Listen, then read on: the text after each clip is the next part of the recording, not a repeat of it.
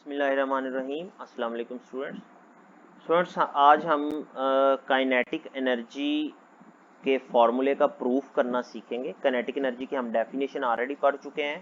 Kinetic energy क्या होती है? Energy possessed by a body due to its motion की वजह से अगर किसी बॉडी में एनर्जी हो तो उसे हम कहते हैं काइनेटिक एनर्जी। इसका फॉर्मूला भी हमने ऑलरेडी पढ़ा हुआ है, 1/2mv²। ये फॉर्मूला भी हमने डिस्कस किया हुआ है। तो आज हम जो है वो इसका प्रूफ करेंगे फॉर्मूले का। उसके लिए क्या करना है हमने? We will consider a body. एक बॉडी हम कंसीडर करेंगे जिसका कोई मैस होगा और वो किसी पर्टिकुलर वेलोसिटी से मूव कर रही होगी और कुछ टाइम के बाद बॉडी रुक जाएगी।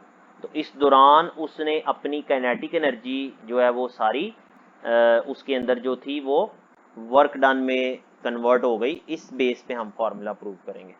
कहता है consider a body of mass m moving with velocity v। The body stops after moving through some distance s।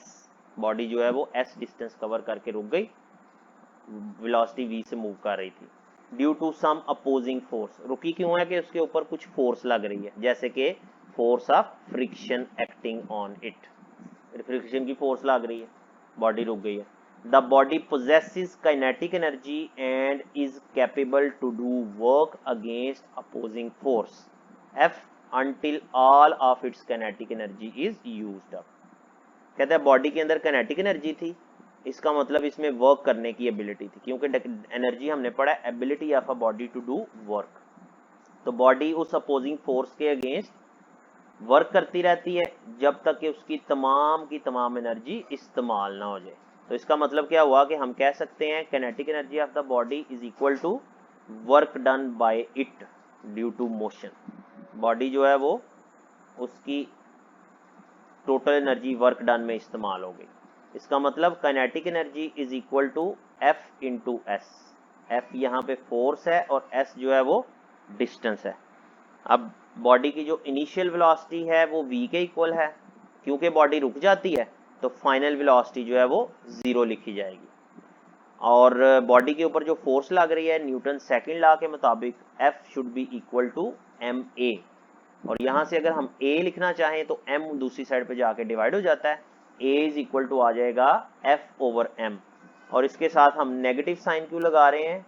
Negative sign is because the motion is opposed, opposite direction में है body motion के उसकी force के मुकाबले में, तो इसलिए उसका एक्सेलरेशन जो है वो नेगेटिव लिया जाएगा। वैसे भी बॉडी की वेलोसिटी डिक्रीज कर रही है तो डिक्रीजिंग वेलोसिटी में एक्सेलरेशन नेगेटिव होता है।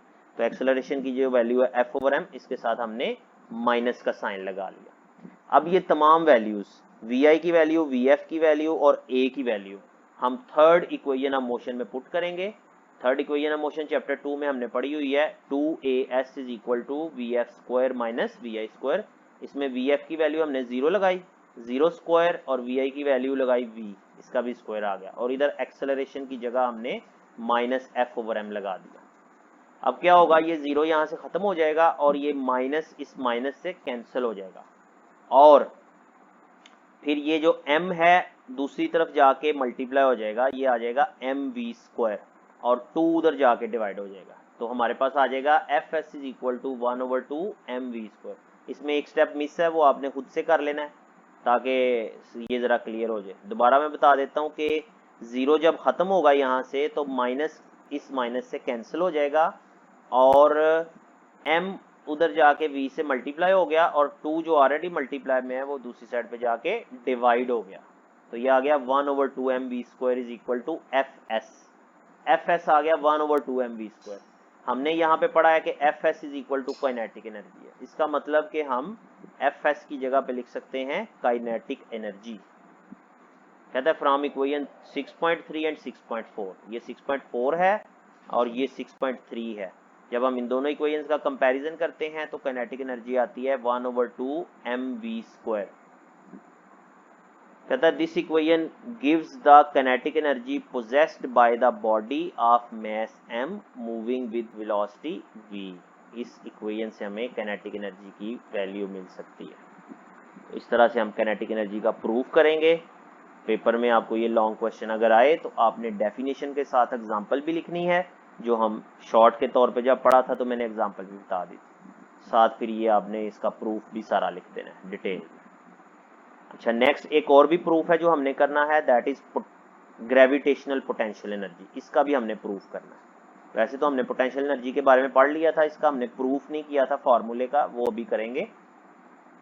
वो देखें, कहता है let a body of mass m be raised up through height h। कहता है एक बॉडी का मैस m है, उसको हमने हाइट h तक रेज किया, ग्राउंड से उसको हाइट h तक उठा लिया है। The body will acquire potential energy equal to work done in lifting it to height h। कहता है बॉडी जो है वो पोटेंशियल एनर्जी एक्वायर कर लेगी, मतलब उसमें पोटेंशियल एनर्जी आ जाएगी कितनी, इक्वल टू वर्क डन, जितना उसमें हमने वर्क किया वो उसमें पोटेंशियल एनर्जी की सूरत में स्टोर हो जाएगा। और उसको फिर हम कैसे लिखेंगे, वैसे तो फॉर्मूला है F इंटू एस, लेकिन वर्क डन के लिए यहाँ पे हम लिखेंगे F इंटू एच, क्योंकि S जो है वो H के इक्वल है। तो वर्क डन की जगह आ जाएगा पोटेंशियल एनर्जी, क्योंकि work done is equal to potential energy हो गया यहाँ पे।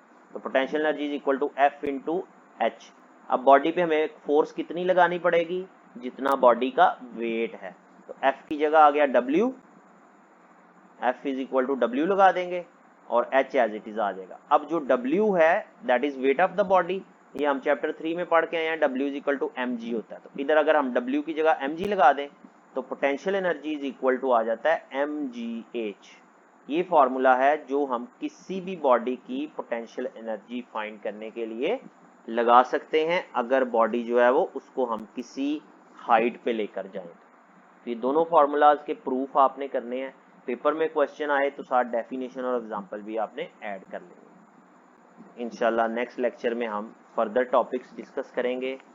आज तक के लिए इतना ही। थैंक यू, अल्लाह हाफिज़।